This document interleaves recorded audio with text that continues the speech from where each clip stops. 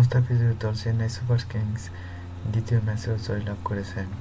তারা গুজরাট টাইটান্সকেও বিশাল ব্যবধানে হারাইছে। গুজরাট টাইটান্সের বিপক্ষে চেন্নাই সুপার কিংস ৬৩ রানের জয়লাভ করেছে। এই দিনও মুস্তাফিজুর অসাধারণ বল করেছেন। মুস্তাফিজ ৪ ওভার বল করে ৩০ রানে ২টি উইকেট লাভ করেন। মুস্তাফিজ প্রথম ২ ওভারে রান দিলেও পরের ২ ওভার অসাধারণ বল করার কারণে ২টি উইকেট লাভ করেন। এই ম্যাচে ম্যান অফ দ্য ম্যাচ নির্বাচিত হয়েছেন শিবম দুবে।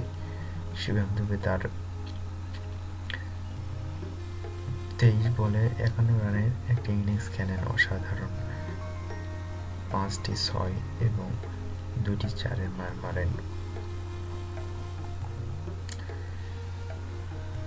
ফলে তিনি ম্যান অফ দ্য ম্যাচ নির্বাচিত হন। বন্ধুরা, সবাইকে ধন্যবাদ। পরবর্তী আপডেট পাওয়ার জন্য চ্যানেলটিকে সাবস্ক্রাইব করে রাখুন।